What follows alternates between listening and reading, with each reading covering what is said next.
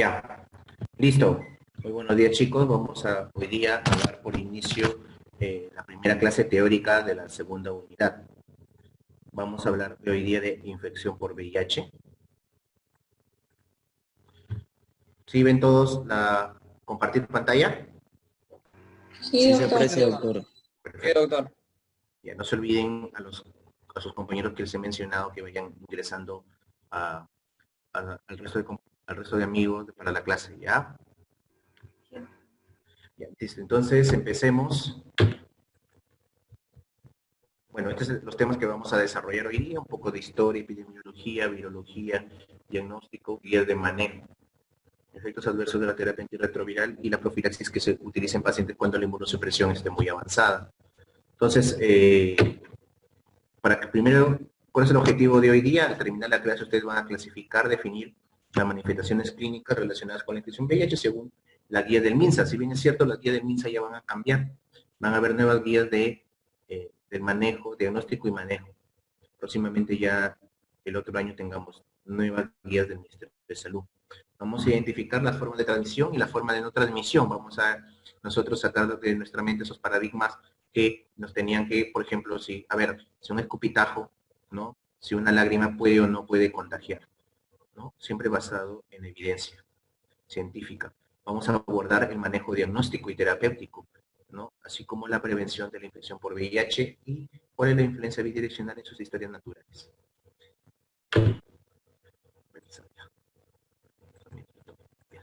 Entonces, miren, vamos a ser breves en cuanto a la historia. ¿Ya? En los años 50 se obtuvieron por primera vez en África unos anticuerpos. ¿Ya? Estos anticuerpos eran tomados de unos pacientes, ¿no? Estos pacientes que tenían, digamos, infección por clamidia diseminada. ¿Qué pasó? Como en ese momento la ciencia no estaba muy desarrollada, congelaron esas muestras de sangre, de suero, ¿no? Y recién en el año 81 pudieron, pues, digamos, descongelar y correr las muestras ya con la ciencia avanzada y vieron que correspondía, ¿no? A un virus, a un retrovirus, ¿no? Aislado y que tenía mucha similitud con el virus linfotrófico humano. Ya en el año 81 se reportó en la CDC los primeros casos, el 5 de junio, ¿no? De unos pacientes que habían fallecido por neumonía por neumocitis, que ahora es un hongo, ¿no? Antes se creía que era un parásito y es un hongo ahora. Que la característica que compartían ellos era que eran pacientes homosexuales. A partir de ahí empezó, digamos, todita la investigación que, si bien es cierto, la infección por VIH es una pandemia, ¿no? Pero ya es algo endémico en cada país. Así sucedió en el año 82, en el año 83, ¿no? Y en el año 84, en el cual agruparon que al virus del VIH y al HTLV1 como el grupo retrovirus, ¿no? Con sus características similares.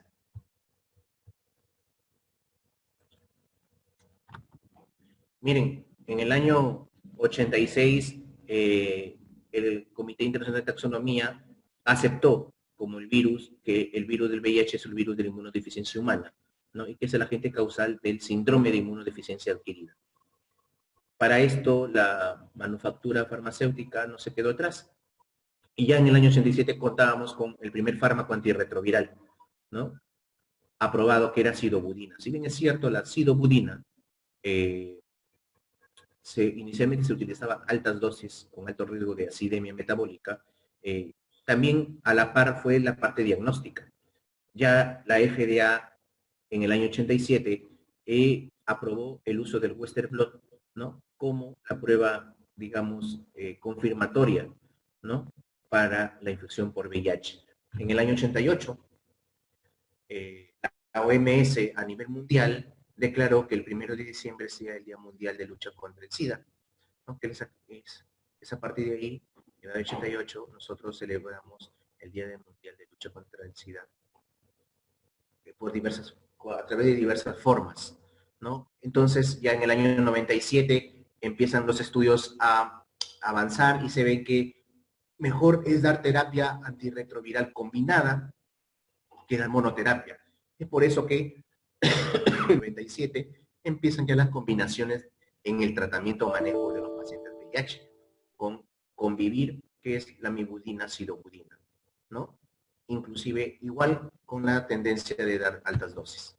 Bueno, este es un poquito del reporte de la CDC, en el cual se reportan los pacientes que habían fallecido por neumonía por neumocistis, ¿no? Que el periodo de año 80 al año 81, ¿no? Que tuvieron las características, digamos, que eran pacientes jóvenes y eran HCH, ¿no?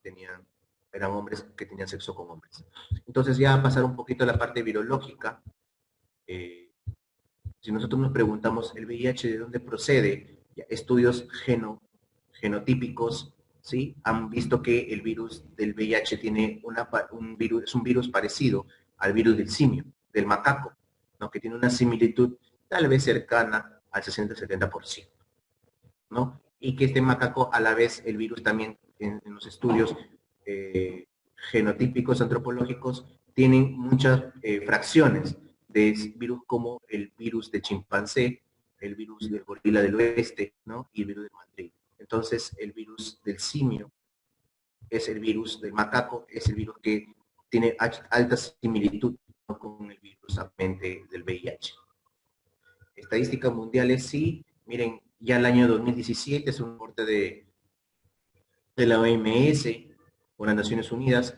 En el 2016 tenemos nosotros 36.9 millones de pacientes que viven con el VIH, ¿no? 27.7 millones tienen acceso solo a terapia antirretroviral. Es a partir de ahí que nació la tendencia del 90-90-90, ¿no?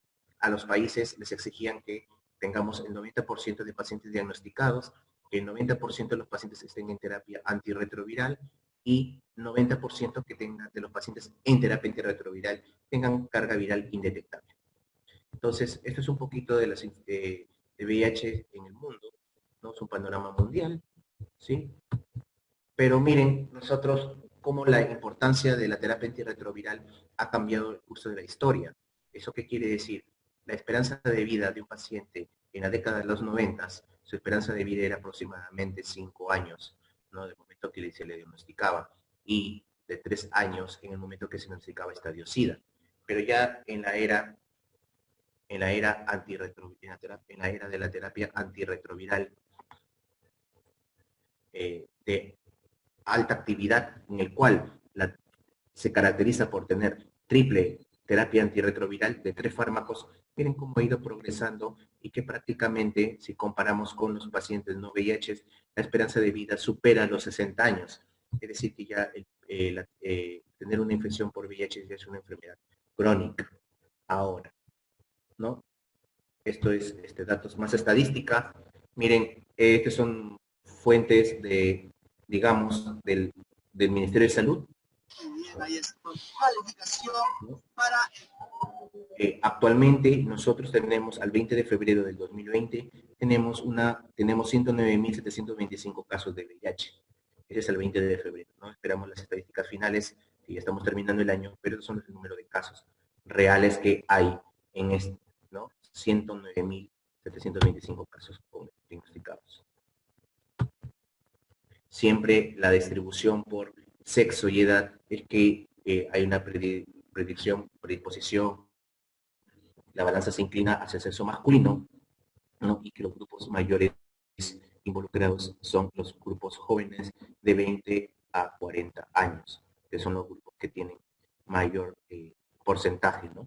Ahora, hay otra tendencia ahora, ¿no? Que ha cambiado la pirámide, que ya vamos al nuevo reporte del Ministerio de Salud, en el que dicen que hay un aumento de casos a partir de los 40-60 años, ¿no? Entonces ya tiene una distribución más homogénea desde los 20 hasta los casi 60 años, la distribución de casos infectados, ¿no? Por edad.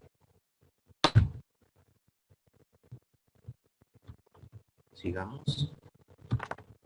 Entonces, volviendo a los casos por VIH por departamento, Lima y Callao siguen concentrando el mayor número de casos, principalmente Lima, el 32%, una tercera parte de todos los casos de VIH están en la ciudad de Lima, seguido por Loreto, ¿no? El departamento de Loreto, el departamento de Ucayali, ¿sí? Que son los que le siguen al departamento de Lima. Y miren cómo La Libertad, estamos en el séptimo lugar, ¿no? Somos el sexta región, ¿no? Que tenemos mayor porcentaje. El 5% de toda la población VIH lo tenemos en La Libertad. Sigamos. Bueno, en cuanto a la vía de transmisión, que es uno de los objetivos importantes hoy día en esta clase, es que la transmisión principalmente sexual, ¿no? 93.72%, estos son datos al 20 de febrero de este año. No se olviden que la principal vía de transmisión es sexual, el 93%. Puede haber también una transmisión parenteral, una transmisión vertical, ¿no? Que no tiene mucha relevancia estadística. Miren, la transmisión vertical, que es la transmisión de madre a hijo, es del 0.79%, la transmisión parenteral 0.52%, es decir, a través de transfusiones sanguíneas, o pueden haber reportes también de accidentes laborales, ¿no? Accidentes laborales, por ejemplo, las punciones con aguja hueca de pacientes previamente manipulados o contaminados de esas agujas, pacientes con el virus, afectados con el virus. Sigamos.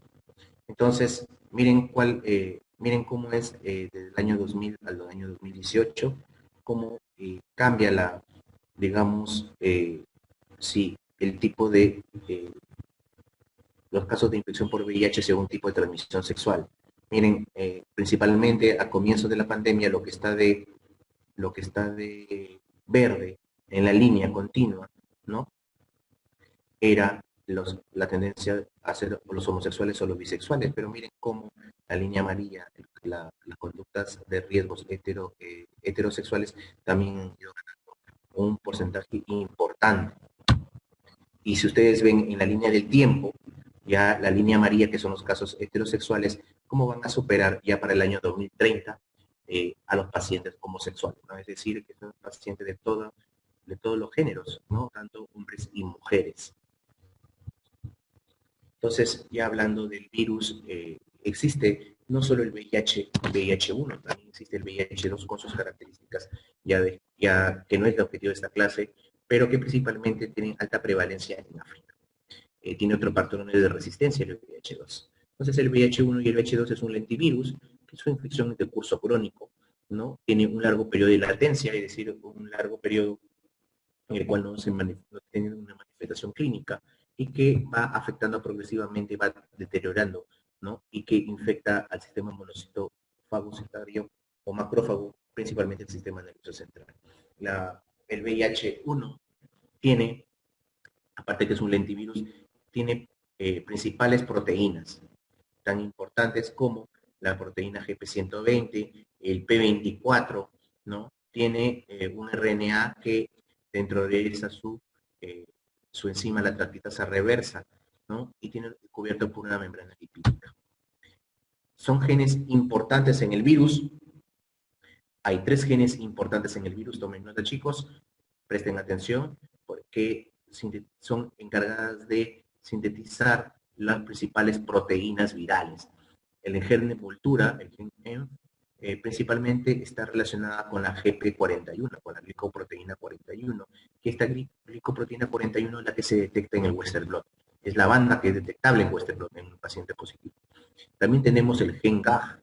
El gen GAG se encarga, ¿no? De, digamos, encargada de formar el P24, el core, toda la matriz del virus, ¿ya? Y el gen POL, que es una de las proteínas importantes que están relacionadas con la formación de las integrasas, de las proteasas y de las polimerasas de la transcriptasa reversa. Esos son los 3 genes importantes. Entonces no se olviden el gen POL, el gen GAG y el gen de envoltura. Cada uno con sus proteínas importantes. Entonces, dentro del ciclo vital del virus, hay que tener en cuenta que la rápida replicación es un virus de rápida replicación. Aproximadamente su tasa de replicación sin terapia antirretroviral es de 10 billones de billones diarios, 10 billones, ¿no?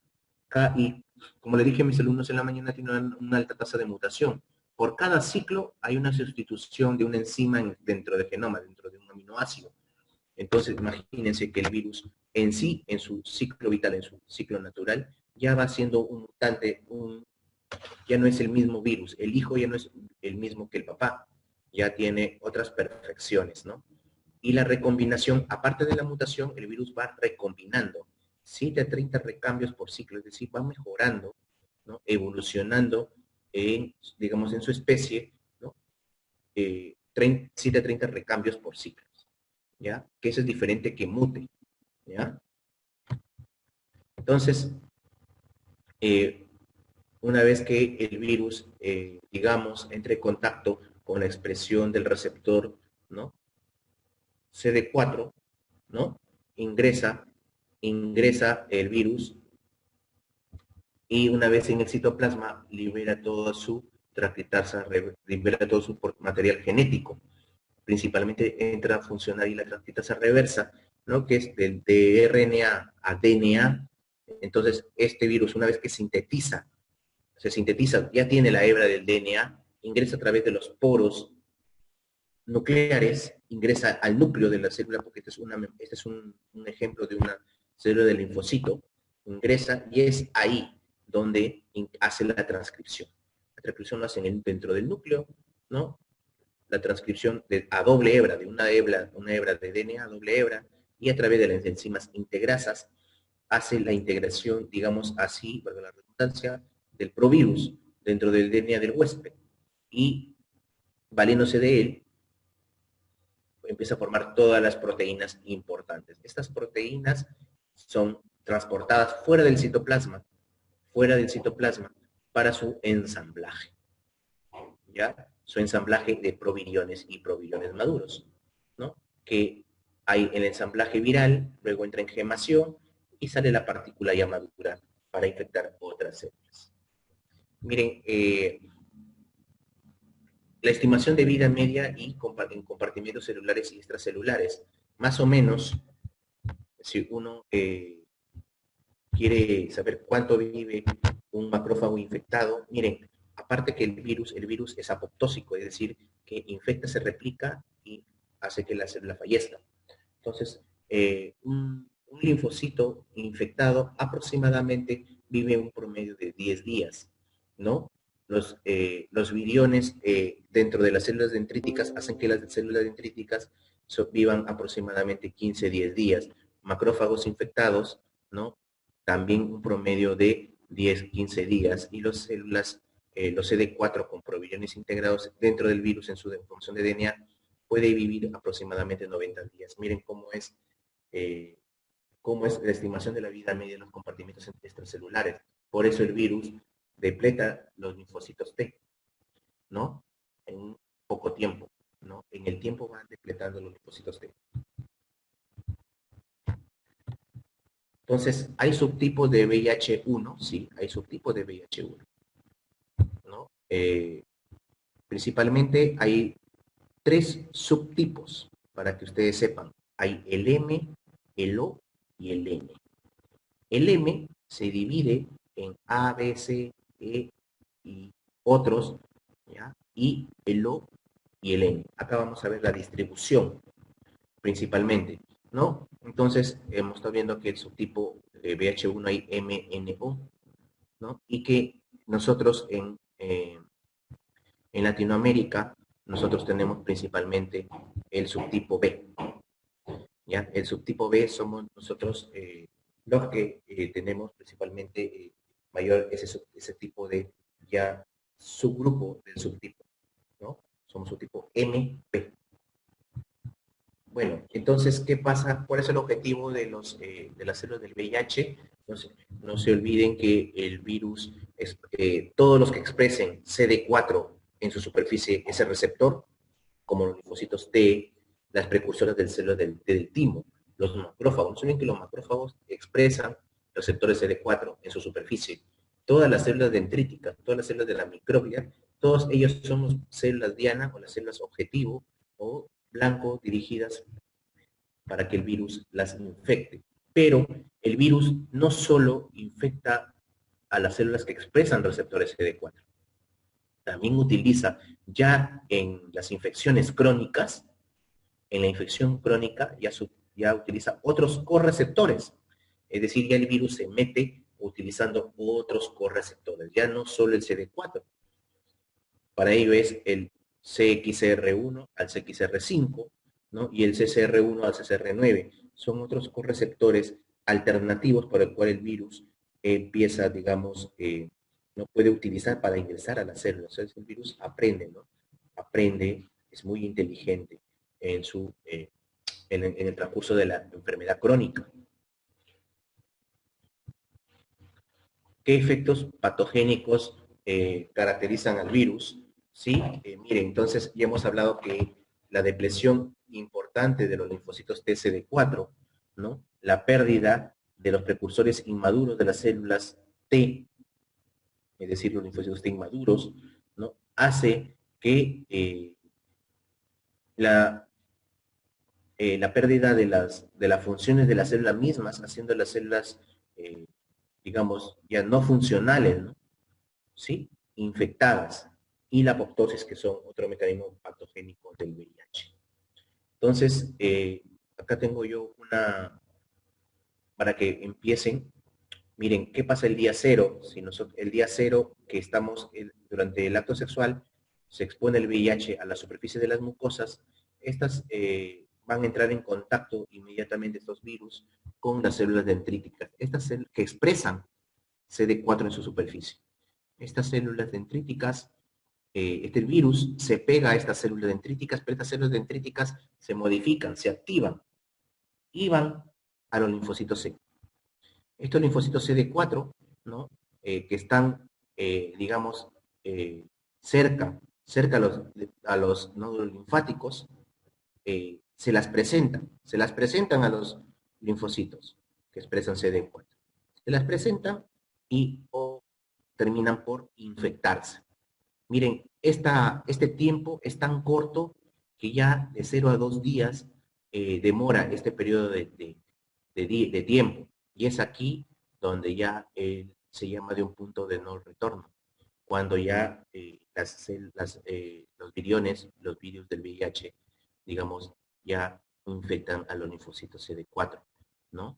Estos linfocitos CD4 están en los nódulos linfáticos, y no solo, pues, digamos, del aparato pélvico, porque esté más cerca del aparato sexual, sino también, no se olviden que hay linfocitos CD4 en todos los ganglios, y principalmente empieza a partir del día 4, el día 11, la diseminación, la replicación, principalmente en los ganglios del tracto gastrointestinal, de todos los nódulos linfáticos, llegan al vaso, y del vaso empiezan a ir a todos los órganos, al cerebro, ¿no? A los riñones, al hígado, se empiezan a diseminar por todos lados el virus. Entonces, la mayor, no se olviden que el aparato gastrointestinal tiene la mayor población de nódulos linfáticos, ¿no? Entonces, este es un rol importante que ahora está jugando, ¿no? En la disbiosis. Están investigaciones y encontrando mucho que la disbiosis que existe en las células de los nódulos linfáticos o ganglios linfáticos, ¿no? Pueden predisponer a muchas otras enfermedades, como enfermedades autoinmunes, ¿no? Crónico-degenerativas. Entonces, este grupo son los grupos de las células de Malta, ¿no? Es ahí donde el virus invade principalmente y destruye, ¿no? Y destruye y depleta todas las células que expresan CD4, todas las células poblacionales, ¿no? Miren, hasta el 60% de tejido, de la población de tejido, es destruido por el VIH en las primeras 4 a 6 semanas. Las primeras 4 a 6 semanas, hasta el 60% de toda la población. Miren cómo es todo esto dentro de la fisiopatología, es tan importante. Pero dentro de la historia natural de la enfermedad, nosotros tenemos que reconocer fases. fases, ¿sí? Fases de la infección, ¿no? Laboratorialmente existe un periodo de oportunidad, de ventana, en el cual si nosotros podemos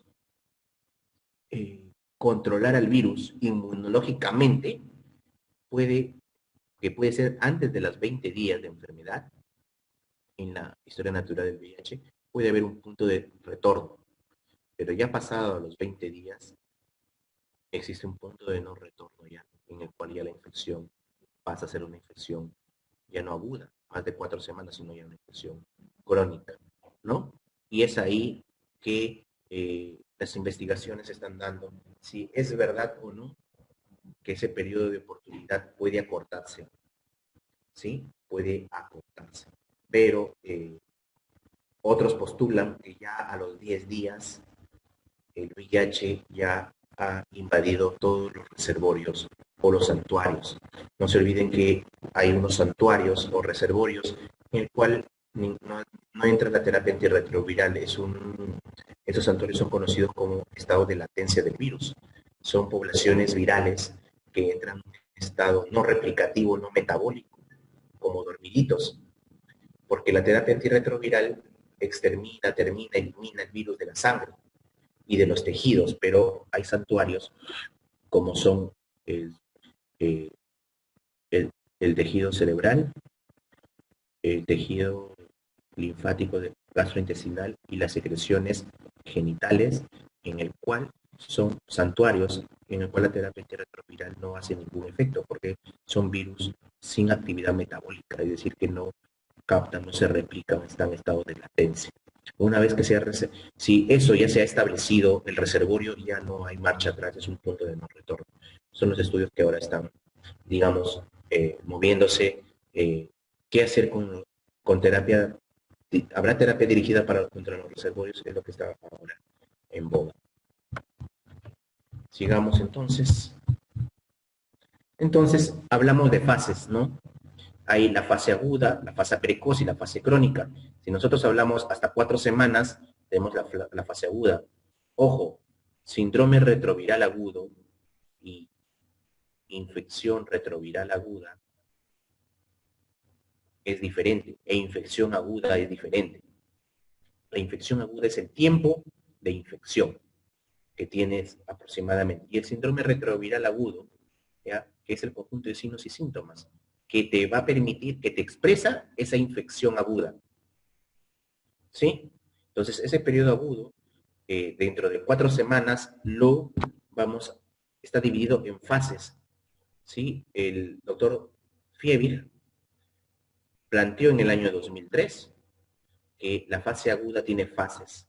Tiene fase de Fiebig, la etapa aguda, ¿no? Hay fase 1, 2, 3, 4, 5 y 6. Entonces, Fiebig, el doctor Fiebig, no es más que la infección aguda, no solo es demostrable con el uso de ayuda diagnóstica laboratorial. Para nosotros hablar dentro de la parte aguda, que es la infección menos de 4 semanas, y los estadios de Fiebig 1, 2, 3, 4, 5 y 6, tenemos que tener acceso a ayuda diagnóstica. Miren, él describió en el año 2004-2003 que existe un periodo de eclipse, en el que es más o menos aproximadamente 7 a 10 días. Él dijo dura entre 7 a 21, que es el rango individual, ¿no? Pero un promedio de 10 días. Entonces dijo que hay un periodo de ventana, ustedes han escuchado este término, ¿no? En el que no puedes diagnosticar el virus con ningún método laboratorial ni molecular. Seguido esto viene el estadio 1, en el cual ya pasado el periodo de ventana y sumándole 7 días, la duración, que es el periodo individual, yo puedo diagnosticar a partir del 10º día para adelante con carga viral el virus, ¿no? ¿Sí? A partir del 10º día para adelante. Es decir, yo tuve una noche de placer el 1 de diciembre, ya a partir del 11, 12 de diciembre para adelante, ya puedo ver si estoy infectado o no a través haciéndome la carga viral para el virus. Ya, ¿qué pasa? Para hablar de FIEVIC-2 es cuando, si yo me hago un antígeno P24, pero el ELISA, el Western blot es negativo, estaré en estadio 2 de infección aguda, ¿no? El antígeno P24 aproximadamente, ¿sí? Aproximadamente la duración de la positividad es a partir, ¿sí? De acumuladamente más o menos de 12 días a 14 días de enfermedad, ¿ya? A 14 días de enfermedad. El ELISA positivo, la cero conversión, si yo soy un paciente que tiene ELISA positivo, pero tengo Western blot negativo, estoy hablando que soy un paciente con infección aguda, estadio 3, de FIEVIC 3, ¿no? Que más o menos a partir de la tercera semana de enfermedad ya cero convierte. Soy un paciente de ser cero negativo, cero positivo. ¿Qué pasa si yo me hago un Western blot? Si yo me hago un Western blot pero tengo el P31 negativo, ¿no? Ya más o menos debo tener un tiempo de enfermedad de un mes. Tengo un P31 negativo, pero tengo un Western blot positivo, 2 bandas, estoy hablando que yo tengo 30 días de infección por el virus. ¿Sí? Así sucesivamente, hasta que ya estaré hablando de un FIEVIC 6 o de una infección crónica, ¿no? Tal vez crónica, ¿no? O precoz, cuando ya tenga no solo un Western blot positivo, sino también tenga el antígeno P31 positivo, es que yo ya dejo de la última fase de la parte aguda, ¿no? Esos son los resúmenes, ¿no? Esta es la detección de la infección aguda, es muy importante, ¿no? Los estadios conocer los estadios de fiebre. Sí. Ahora, ¿qué pasa? Que la carga viral está muy relacionada con el mayor riesgo de transmisión. Entonces, si un paciente sin terapia antirretroviral va a tener carga viral alta. Miren, más o menos, yo teniendo 1500 copias por mililitro de sangre de virus, menos de 1500 copias, mi proporción de parejas que voy a infectar es casi el 0%, ¿no? Ya vamos a ver en el estudio más adelante. Si yo tengo entre 1500 a 4000 a 3500 copias, o 3499, la proporción que voy a infectar es 5%. Pero miren, si yo tengo más de 50.000 copias por mililitro de sangre, más o menos voy a contagiar un 37%. Es la proporción de parejas que voy a contagiar, ¿no? Entonces, esto es, ¿qué quiere decir? Que a mayor días sin terapia antirretroviral, a mayor tiempo sin terapia antirretroviral, mayor riesgo de contagio que voy a hacer a las personas. Pero miren, en el año 2019, ¿sí? Se evaluó y está publicado, ¿no? en el JAMA, el riesgo de transmisión a través de parejas, el riesgo de transmisión de parejas sexuales, ¿no? En gays, ¿sí? Que toman terapia antirretroviral y que su terapia antirretroviral está indetectable, ¿sí? El riesgo de transmisión, pero estas parejas no usan condón. Entonces, este es un importante estudio, ¿no? El primer requisito es eh, tener VIH, estar en terapia antirretroviral y tener carga viral indetectable, ¿no? Es decir, una buena terapia, una buena respuesta de terapia. Y lo han evaluado en el tiempo a las parejas, ¿no? Le han dado sin preservativo, ¿no? Entonces ven que el riesgo es bajo en las parejas, en el riesgo de transmisión. Y tanto así que las parejas gay y las parejas heterosexuales, porque hay habido pacientes bisexuales, ¿no? Y miren, el riesgo de transmisión es casi 0.03% de riesgo de transmisión, ¿no? Del virus. Es decir, que estar indetectable es igual a ser intransmisible, ¿no? Esto es el seguimiento por, eh, por 100 parejas al año. Es la tasa. ¿ya? Ese es el estudio que vamos a remover los cimientos. Han dicho que si yo soy una persona indetectable, ya no puedo transmitir el virus a mi pareja que es negativa. Entonces, ¿cuáles son los riesgos? ¿Cuáles son las secreciones y fluidos corporales con alta concentración viral? De mayor a menor, la sangre pues es con alta carga viral, el semen o las secreciones cervicovaginales que también son fluidos corporales con alta carga viral, y la leche materna que en menor, pero estos son los 4 fluidos corporales con alta concentración viral.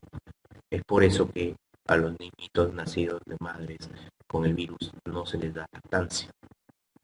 Por esto es que se toma esa conducta. ¿Qué más? Bueno, el riesgo de transmisión, ya viendo la parte sexual, ¿no? Hay más riesgo anal que vaginal que oral, ¿no? La parte perinatal en el momento del parto es el mayor riesgo de transmisión, ¿no? En cuanto al riesgo de transmisión por sangre, las personas que son usuarias de drogas endovenosas son las que tienen más riesgo, ¿no? Y los profesionales de salud que el riesgo es muy bajo, ¿no? De exposición ocupacional, ¿no? Estos son los riesgos de transmisión sexual, ¿no? El coito anal, el que recibe es que tiene más riesgo, ¿no? El receptor, ¿no? El coito vaginal, la mujer es el que tiene más riesgo, ¿no? Si en el caso su pareja fuese varón y fuese positiva, ¿no? Entonces, la transmisión perinatal en el embarazo, el parto y la lactancia, el momento que mayor riesgo es en el momento del trabajo del parto, como les dije, ¿no? Si madres que no están en terapia antirretroviral y les hacen parto y les inducen el parto por vía vaginal, miren, el 70% de recién nacidos o 2 de cada 3 nacerían infectados, ¿no? Entonces la cesárea alternativa es alternativa al parto vaginal, ¿no? Para reducir el riesgo. Miren. En el tercer momento, la lactancia materna. Está confirmada esta vía que el virus se excreta por la leche materna y debe evitarse en todo niño nacido de madre con VIH positivo. Entonces, el riesgo de transmisión sanguínea, ya les dije que las personas usuarias de drogas endovenosas, las que se inyectan crack, ¿no? Las que se inyectan metanfetamina líquida, son, por compartir jeringas, pues entran a un riesgo importante de contraer el virus, ¿no? Las transfusiones es un poco complejo, es difícil, ya que existen muchos protocolos de seguridad al transfundir un paquete globular actualmente, ¿no?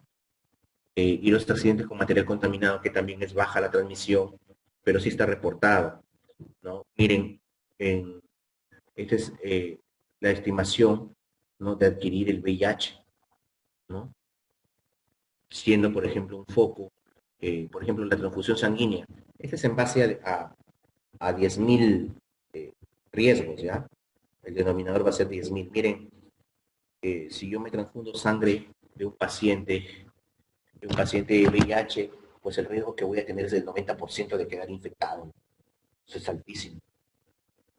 Si de, de infectarme a través de un accidente, a través de una aguja hueca, ¿no? El riesgo es 0.03, ¿no? Escupitajos, vómitos o contacto con otro fluido como saliva. En contacto con semen, por ejemplo, una gota de semen en mi brazo, no, un paciente VIH no voy a tener riesgo, por ejemplo, ¿no? Vómitos, lágrimas tampoco, ¿no? ¿No? Lágrimas tampoco va a haber riesgo de, eh, de contraer el virus. Entonces, para el diagnóstico de la infección por VIH, utilizamos la guía del Ministerio de Salud, que ellos han publicado en base a escenarios, ¿no? El primer escenario es cuando se toma la prueba, ¿no? La prueba rápida, que es una prueba que sale, pues, en minutos, ¿no? Es una prueba rápida, así como una prueba de embarazo, ¿ya?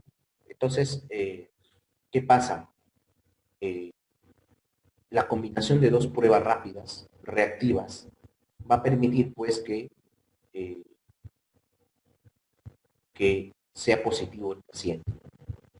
¿Qué pasa si la primera prueba es reactiva y la segunda es no reactiva? Se lo reporta como discordante y va a carga viral, va a confirmación. Yo tengo una prueba rápida positiva en otro momento tengo otra prueba rápida negativa, estoy discordante. Entonces voy a confirmación con carga viral, ¿no? O sea, ¿qué es la idea para confirmar? ¿Qué pasa si yo tengo una prueba rápida no reactiva?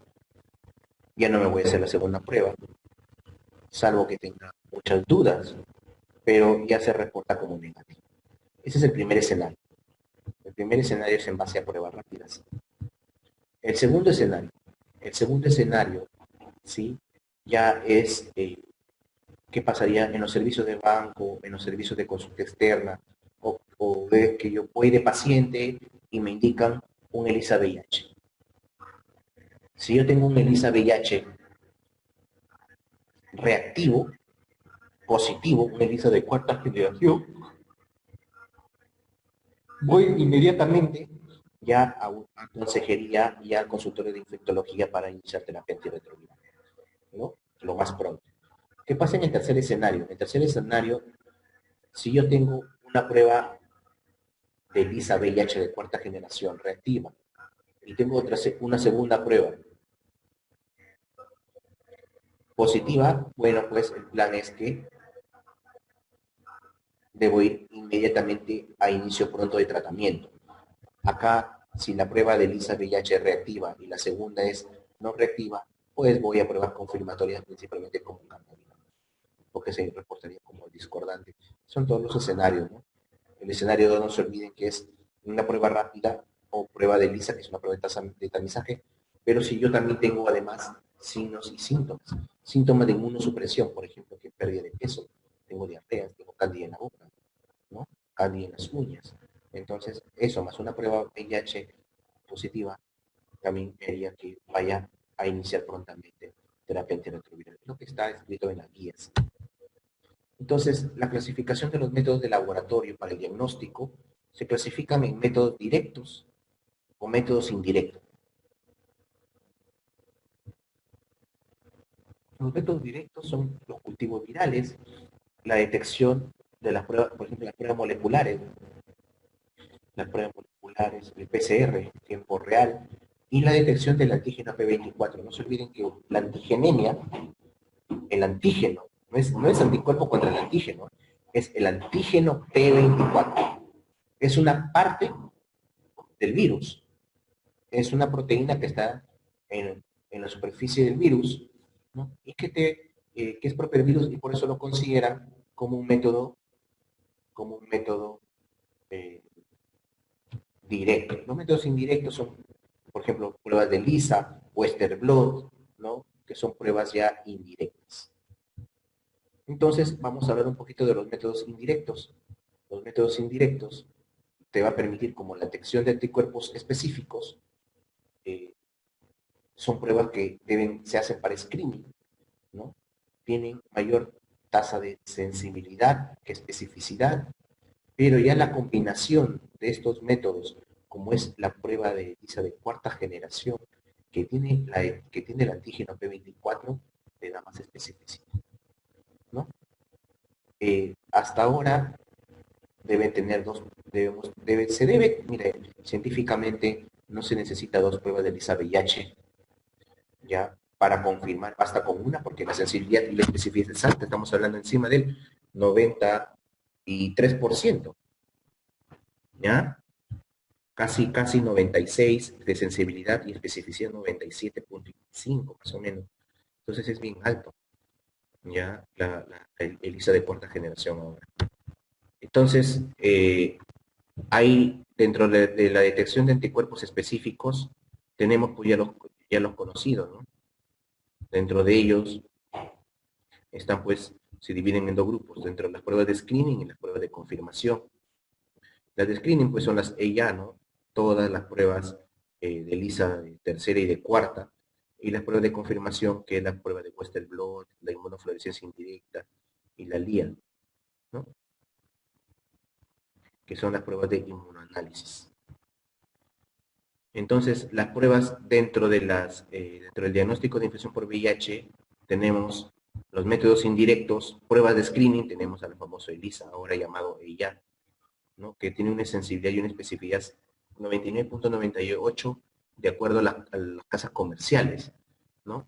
Miren, su sensibilidad y su especificidad es porque contiene el antígeno P24, que normalmente acorta esa detección de anticuerpos de 4 a 6 semanas, te acorta a 15 días, a 17 días de infección, ya, ¿no? Acorta el periodo de ventana, ¿no? Inclusive ahora vienen ya pruebas de ELISA de cuarta generación para VIH1 y VIH2. Entonces, como toda prueba diagnóstica tiene sus falsos positivos, ¿no? Un paciente, por ejemplo, que se ha vacunado contra la influenza, principalmente contra la rabia y también contra la fiebre amarilla. ¿Ya? Es muy importante, ¿por qué? Porque hacen falsos positivos. El embarazo múltiple, pacientes con 2, 3 embarazos, la mamá le sacan un ELISA VIH, le sale positivo. Eso es un falso positivo. ¿Ya? Los pacientes con mieloma, los pacientes con lupus, los pacientes crónicos como enfermedad renal crónica, ¿ya? Pacientes con malaria también hay falsos positivos al VIH. Los falsos negativos, pues, son aquellas que por ejemplo, esté en un periodo de ventana el paciente, tenga baja sensibilidad, ¿no? Eh, la prueba que tengamos tenga baja sensibilidad o no sea una prueba de cuarta generación, pero sin el antígeno P24, por ejemplo. ¿No? Eso es muy importante. Los pacientes a gamma globulinémico, ¿no? Que existen eso ahí. Existe eso en el...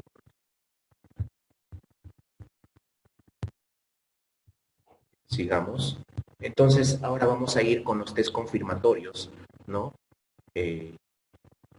Por ejemplo, el más conocido es el Western blot, ¿no? El Western blot, hasta hace 3 años, en la guía del MINSA, actualmente ya no lo consideran como un test de confirmación, ¿no? Excepto, ¿no?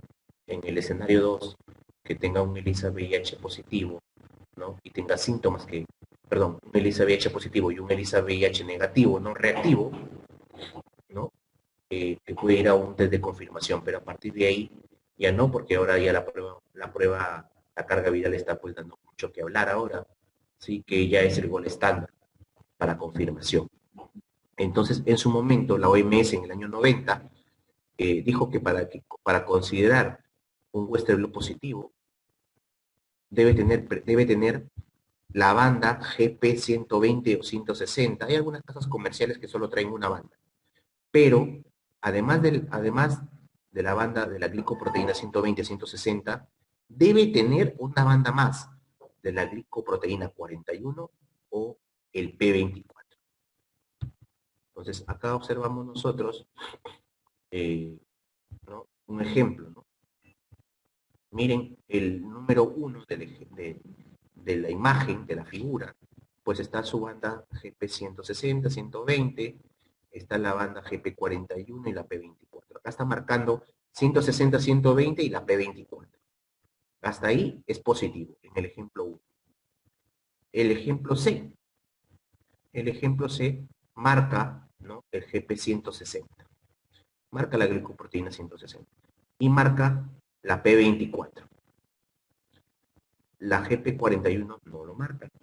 Solo ustedes tienen que, para hablar de confirmación del virus, tienen que tener siempre esas bandas, ¿ya? Tienen que tenerlas memorizadas. Olvídense de la PET55, olvídense solo la GP160-120, que en algunas casas comerciales lo trae una de ellas.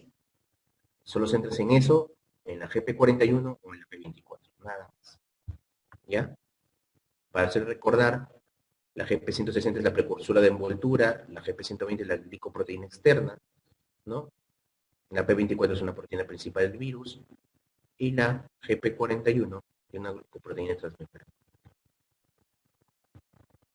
Bueno, también hay falsos o indeterminados o falsos, eh, no, indeterminado la palabra principalmente, ya, falsos no reactivos, la palabra indeterminada. Eso es un acrónimo, ¿no? Que, por ejemplo, ustedes han escuchado, si no han escuchado, Westerblot indeterminado. ¿Ya? ¿Por qué? Porque puede tener la 120, la 160 positiva y el resto no. O puede tener el GP, ¿no? O la P24 o la GP41, pero no marcan la glicoproteína 160 en la 120. Entonces, eso se llama como indeterminado. Miren, ¿en quiénes hay que sospechar? ¿No? Si el paciente puede estar teniendo una infección por VIH-2 o tenga un HTLV-1, o el paciente tenga una neoplasia, esté en diálisis, tenga tiroiditis, tenga elevación de las bilirrubinas, tenga múltiples embarazos también, si un paciente sea un paciente nefrótico descompensado, ¿no? Puede haber un error de procesamiento de la muestra, ¿sí? Inmunizaciones previas también, como influenza, fiebre amarilla, ¿ya? Puede dar causa de indeterminación. ¿Qué más? Pruebas suplementarias, RIPA, inmunoanálisis tipo lineal, ¿no? Antígeno MP24 que ya hemos hablado, el cultivo y el PCR, que son pruebas confirmatorias directas. Entonces ahora vamos a hablar de la infección aguda primaria. El síndrome retroviral agudo es diferente, ¿no? Miren, un paciente puede hacer manifestaciones de la infección aguda por VIH antes de las 4 semanas, ¿sí? Eso se llama síndrome retroviral agudo. El 80% de los pacientes hacen fiebre de 1 a 2 semanas, ¿no? Pueden presentar un rash, pueden tener artralgias, pueden cursar con pérdida del apetito, malestar general. Todos estos síntomas se superponen porque puede ser hasta un COVID. Puede ser un COVID, puede ser un síndrome mononucleósido, puede ser una infección, puede ser una influenza, todo se superpone. Entonces hay que pensar. Puede ser una infección retroviral. Ya, la clasificación clínica inmunológica del VIH, una vez que nosotros ya hemos diagnosticado el virus, pues hay que estadiarlo clínicamente. Desde el punto de vista laboratorial, porque es por su recuento de CD4, ¿no? Y por su estadio clínico. ¿Ya? Entonces, hablamos de un paciente clínicamente, la clasificación clínica es que estamos hablando de estadio clínico 1 cuando el paciente sea un paciente asintomático, es decir, solo tenga ELISA VIH reactivo. ¿Ya? O tenga linfadenopatías generales persistentes. ¿Ya? Estadio clínico 2,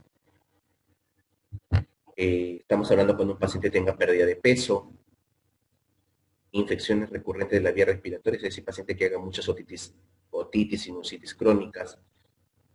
Hablaremos de un paciente en estadio clínico 2, aquel que tenga herpes, aquel que tenga lesiones, erupciones, dermatitis seborreicas, que es algo clásico en el VIH, dermatitis seborreica en cara, paciente que tenga onicomicosis, ¿no? También acá entran los pacientes que tengan vaginitis, ¿no? Por cándida, ¿no? Infecciones respiratorias. Bueno, ya somos hablado. ¿No? Bueno, acá ya en estadio clínico 3, ya la pérdida es importante de peso, tiene fiebre. Hay pacientes que tienen fiebre de un mes. Y eso es el motivo de la consulta. Pacientes con candidiasis, con leucoplasias orales vellosas, tuberculosis, ¿no? Pulmonar. Pacientes con tuberculosis pulmonar y VIH entran en el estadio clínico 3. ¿No? Infecciones bacterianas graves, pacientes con neumonía, pacientes que hacen bacteremias por salmonela, ¿no? Paciente 1, hacen hemocultivo positivo, salmonela. Ese paciente que pedirle, ¿ya? Pacientes con candidiasis orales, leucoplasias orales vellosas por virus Epstein-Barr, ¿ya? Pacientes que tengan estomatitis, gingivitis, úlceras en bucales orales, también entran en el estadio clínico 3. Y ya pues el estadio clínico 4 son pacientes, ¿no? Que, digamos, son con infecciones oportunistas graves, como neumonía por hemosistis, bacterias graves, por ejemplo, con estafilococo aureus meticilino resistente, sería un ejemplo. Pacientes con tuberculosis tuberculosis extrapulmonar, por ejemplo, tuberculosis ganglionar, tuberculosis renal, ¿no? Sarcoma de Kaposi, todo eso son infecciones oportunistas que entran a estadio 4. El estadio 4 prácticamente ya es estadio SIDA, ¿no? Que puede tener un carcinoma cervical, coxidia, ¿no? Pacientes con diarrea crónica, que tengan criptosporías, espora, ¿no? También entran ahí. Entonces, no olvidar que las infecciones oportunistas hay que tratarlas. ¿Por qué? Porque si no progresa la mortalidad es elevada cuando tú no tratas las infecciones oportunistas. Por ejemplo, una infección por criptosporio no tratas, el paciente se deshidrata, hace falla renal prerenal, ¿no? Y aumenta su mortalidad. No tratas una tuberculosis, ya saben cuál es el desenlace de un paciente que no se trata una tuberculosis, ¿no? Entonces, y el riesgo es de que hay que tratar también a los pacientes VIH para que disminuya la transmisión. Entonces, una vez que nosotros hemos diagnosticado, hemos examinado al paciente, hemos categorizado al paciente en estadio clínico, que manda la guía de MINSA, que manda la OMS, debemos pedir unos exámenes de evaluación previa. Esta es una lista de los exámenes de evaluación previa, ¿sí? Ustedes ven que son exámenes para ver cómo está el paciente, ¿no? Dentro de ellos es su recuento CD4, su carga viral, ¿no? Hay que pedirle un test de resistencia y genotipificación a todos los pacientes, eso manda la guía europea, la guía americana. Ya que todo paciente nuevo debemos hacerle un test de resistencia nuevo, de nuevito, llegando. Ya, todo paciente debe hacer la serología para hepatitis B, hepatitis C, todo el perfil hepático, ¿no? Un test de embarazo, porque si es mujer hay que ver si está gestando o no. Es muy importante. Ya, ¿qué más? Acá viene ya la parte del manejo, ¿no? No se olviden que la terapia antirretroviral actualmente se indica independientemente de cualquier valor de CD4. Si el valor es más alto, es mejor tratar precozmente, ¿no? Los objetivos de la terapia antirretroviral es que disminuir la replicación viral al mínimo posible, al mayor tiempo posible, para disminuir así la transmisión de infección, ¿no? Y mejorar la calidad de vida y sobrevida de la persona. Entonces, ¿cuándo hay que iniciar la terapia antirretroviral? ¿No? Independientemente de cualquier valor de CD4, es prioridad iniciar en los pacientes que tengan infección severa o avanzada, es decir, que estén en el estadio clínico 3 o 4, o aquellos que tengan recuento de CD4 menos de 350. Pero nosotros debemos iniciar a todas las personas adultas independientemente de cualquier estadio. Ah, no, estoy en el estadio 1. No, todavía no inicies, ¿no? En ellos es mejor iniciar prontamente o precozmente la terapia. Entonces tenemos acá una guía, una lista de medicamentos antirretrovirales que están agrupados por familia. Entonces, tenemos análogo de los nucleócidos, no nucleosídicos, ¿no? Tenemos inhibidores de la proteasa, inhibidores de fusión, inhibidores de integrasa, ¿no? Antagonistas de los receptores SR5. Entonces, ya conociendo este grupo de familia, esta familia de medicamentos, entonces, ¿con qué iniciar? Entonces, hay múltiples recomendaciones americanas, europeas, y también tenemos nuestra misma guía de MINSA, ¿no?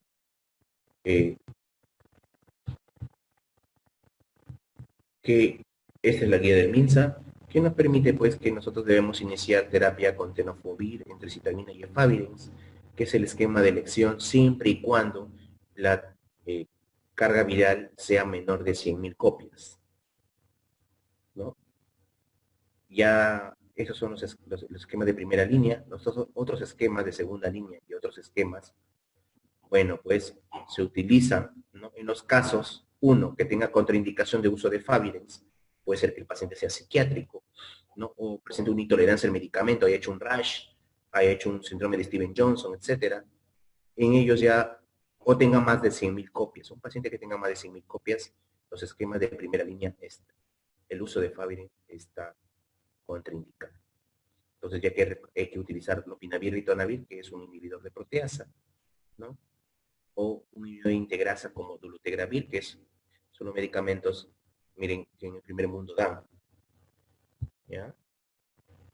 Ya, entonces, en resumen, ¿qué combinaciones emplear?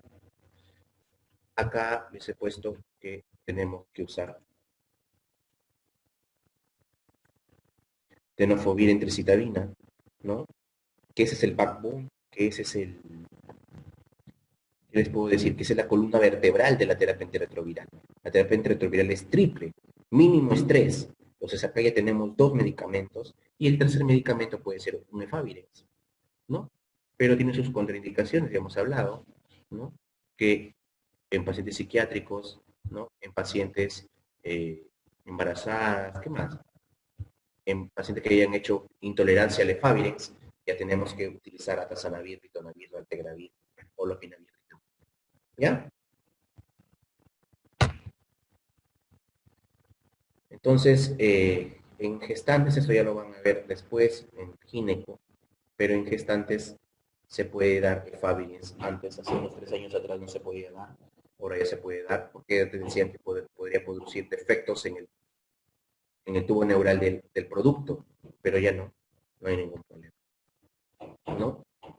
Eso es lo que se puede dar. Miren, dentro de la terapia preventiva, que también es uno de los objetivos de la clase, ¿ya? A todo paciente VIH es importante hacerle el screening, es decir, descartarle si no tiene la coinfección con tuberculosis.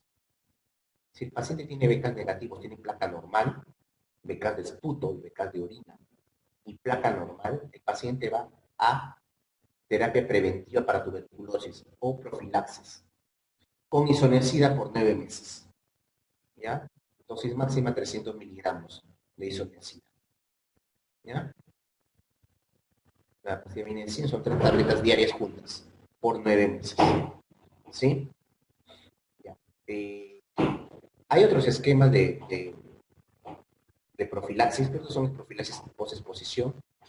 ¿Ya? Es que el paciente también debe, si tiene menos de 200 de CD4, debe recibir, ¿sí? Que debe recibir cotrimoxazol o sulfametazol trimetoprim, 800 sobre 160 miligramos, una tableta diaria. ¿Ya? Es lo que también debe hacer. Entonces, en cuanto a los efectos adversos de la terapia antirretroviral, se dividen por tipo de aparición y específicamente por tipo de toxicidad puntual que pueden hacer.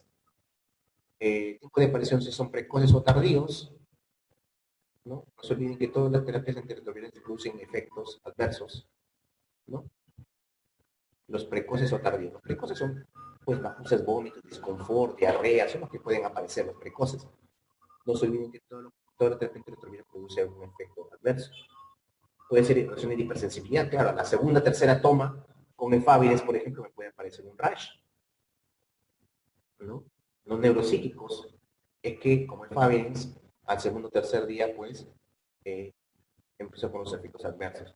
Y los tardíos ya, de acuerdo a cada uno que sea puntual, ¿no? Por ejemplo, nefrolitiasis e insuficiencia renal, el indinavir, atazanavir con nefrolitiasis, osteopenia y osteoporosis con tenofovir, ¿no? Necrosis ósea séptica de cadera, daño mitocondrial metabólico como el uso, por ejemplo, de la amibudina. No son efectos tardíos. Entonces, específicos, ya eso ya lo pueden leer ustedes, ¿ya? Porque si no, no vamos a poder pasar la clase. Son los efectos antirretrovirales ya tardíos y específicos.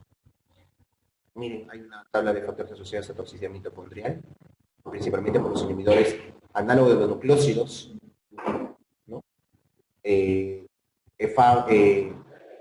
Sidobudina, amibudina, idanosina y estabudina ya no existen en el mercado, ya han sido descontinuados, así que ellos eran los más causantes de toxicidad mitocondrial. Sidobudina todavía está con la lipoatrofia, está muy relacionada con la lipoatrofia. ¿Ya? Esa es la hepatotoxicidad, personas de hipersensibilidad. Bueno, ya estamos llegando al final de la clase. Son fotos de lipodistrofia.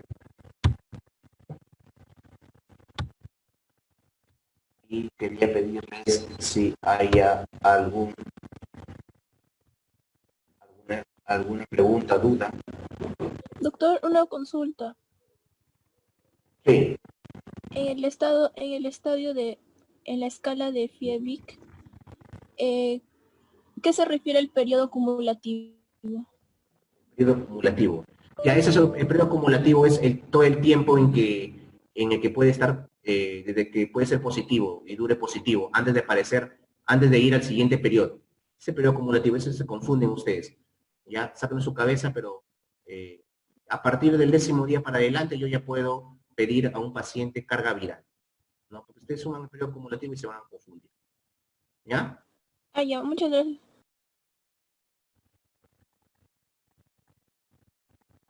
Ya. ¿Hay alguna duda, pregunta al tema?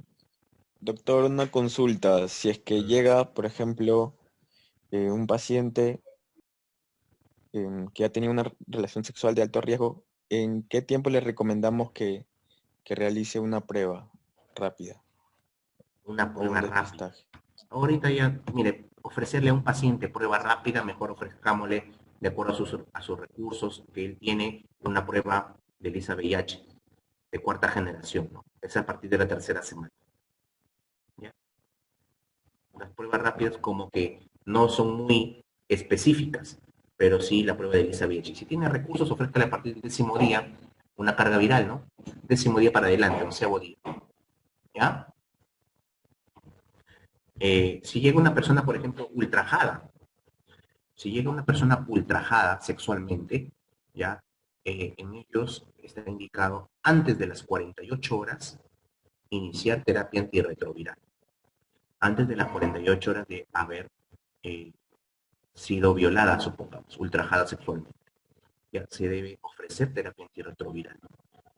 Además de el descarte, además de, no el descarte de tesis, sino de tomarle algunos exámenes basales, ¿no?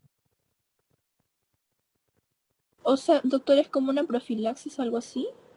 Eso se llama profilaxis post-exposición sexual. Así se llama. Profilaxis post-exposición sexual. ¿Ya?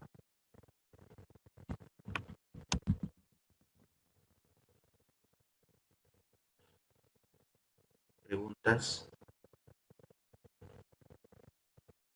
Bueno, chicos, espero que haya sido interesante la clase de hoy. Y bueno, ya damos por terminado la clase. ¿Está bien?